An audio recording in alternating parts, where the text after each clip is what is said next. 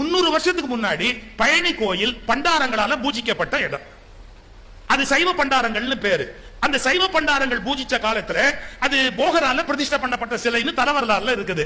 சித்தர்கள் மரபுல ஆகமம் கிடையாது. அந்த பண்டாரங்கள் பூஜை பண்ண போது மதுரையில் இருக்கிற திருமலை நாயக்கருடைய தலவாய் ராமப்பையர்னு பேரு. ராமப்பையர்ங்கிறவர் கோயிலுக்கு பழனிக்கு போறாரு. பழனிக்கு கோயிலுக்கு போகும்போது அவருக்கு ஜாதி இடிக்குது. என்ன இடிக்குதுன்னா, நான் உசந்த ஜாதி, இந்த பண்டாரம் தாழ்ந்த ஜாதி, இவங்கிட்ட நான் விபூதி எப்படி வாங்குவேன்? சார், நான் என்ன கேட்கறேன் நீங்க புரிஞ்சுக்கணும். என்னன்னா, இப்ப இருக்கிறவங்களை மாத்தினா ஆகமத்தை மாத்தாத, மரபை மாத்தாதன்னு 300 வருஷத்துக்கு முன்னாடி நீ மரபை மாத்தினியே, அது எந்த நியாயத்தோட சேர்த்து?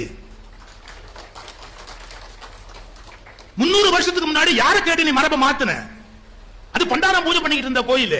அந்த பண்டார பூஜை பண்ண கோயில பண்டாரத்தை வெளியேற்றிட்டு நீ வேற 5 பேரை கொண்டாந்து உள்ள போட்ட. நான் எது பேசினாலும் ஆதாரம் இல்லாம பேச மாட்டேன். செப்பு சாசனம் பழனி கோயில்ல இருக்குது. செப்பு சாசனத்துக்கு காப்பி என் செல்போன்லயே இருக்குது. செப்பு சாசனத்துக்கு காப்பி என் செல்போன்ல இருக்குது. வேணா என் Facebookல போடுற யாராவது எடுத்து படிச்சுங்க. ராமப்பையன் என்பவர், அந்த கல்வெட்டு ரொம்ப வித்தியாசமா இருக்கும். பெருசா போட்டு இப்படிப்பட்ட ராஜகேசரியும் ராஜவாகிய ஒரு 6 வரி யாருக்கு? திருமலை நாயக்கருக்கு. அப்படிப்பட்ட திருமலை நாயக்கனுடைய தலவாகிய மகாஸ்ரீ ஸ்ரீ ராமப்பையன் எழுதி கொடுத்தது அப்படின்னு போட்டிருக்குது.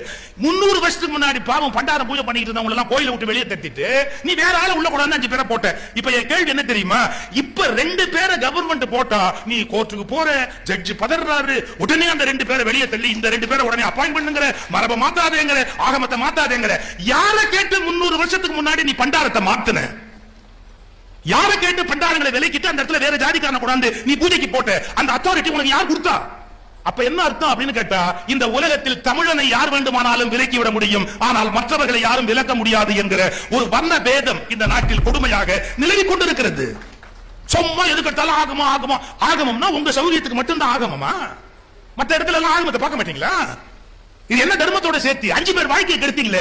அங்க பூஜை பண்ணிட்டு இருந்த 24 பண்டாரத்தை விரட்டி அடிச்சீங்களே. 24 பண்டாரத்துக்கு ரூபாய்க்கு 4 காசு கொடுத்து வெளியே போக சொன்னீங்களே. என்ன கணக்கு அது?